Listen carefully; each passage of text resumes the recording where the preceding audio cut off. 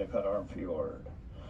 More people die, ladies and gentlemen, in the inside passage of Alaska from the simple act of falling overboard. If we go into this freezing cold water, you only have 15 minutes to live. You can die right inside of the shoreline because you just can't get over there. Your body cramps up while you're swimming. Hypothermia sets in and shuts you down. Human body loses heat 25 times faster in cold water than in cold air. World record for human survival up here in the North Pacific without a wetsuit. This is amazing. Native woman off the coast of northern British Columbia got caught in a sudden storm. It flipped her boat over and into the ocean she went. Coast Guard couldn't find her until an hour later. When they pulled the Native woman out of the ocean here, incredibly, she still had a heartbeat after an hour's immersion, when normally you live about 15 minutes. She also was 5'2", weighed 285 pounds. So all that natural insulation helped to keep her alive. Hey, reason enough to hit the buffet 5 times a day.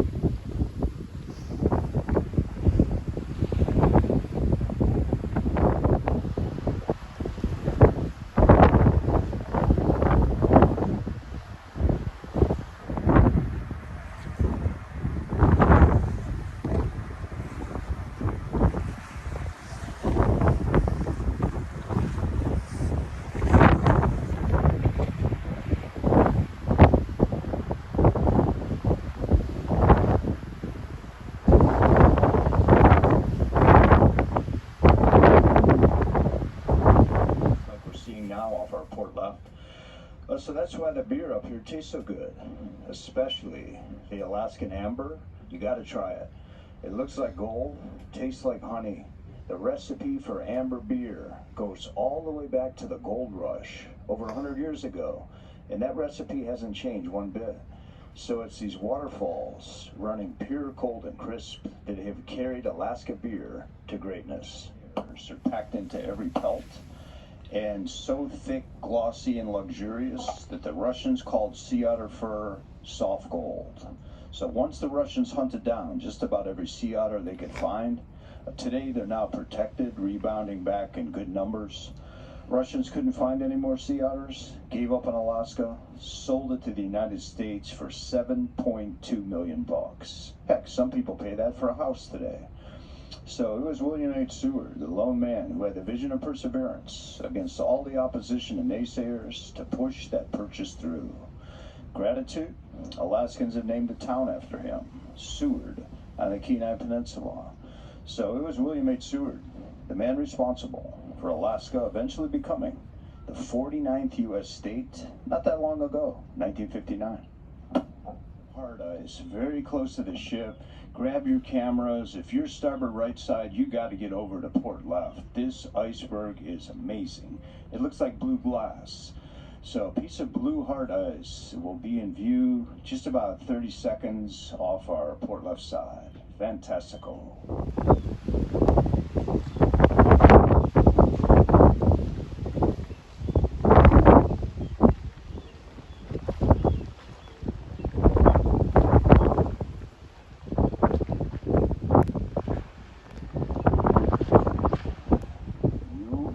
Americans did not buy Alaska from us.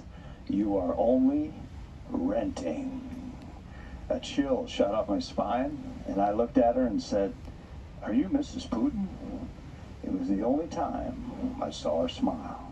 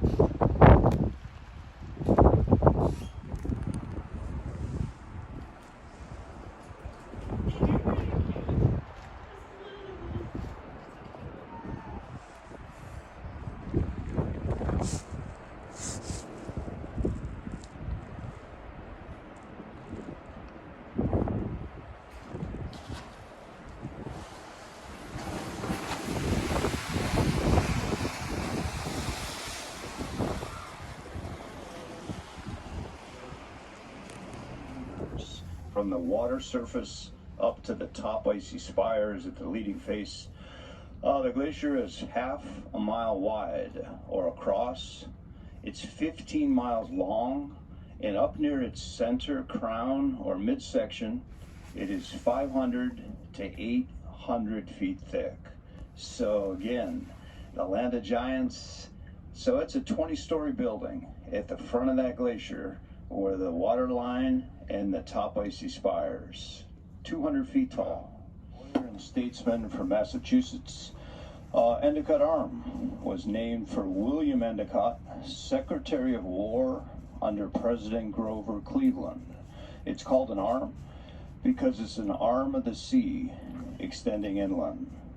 However, ladies and gents, there is now an alternative map being drawn up by the local First Nation Native people here, the Tlinkits, giving places and features of the landscape native names instead of absentee landlord white Caucasian monikers.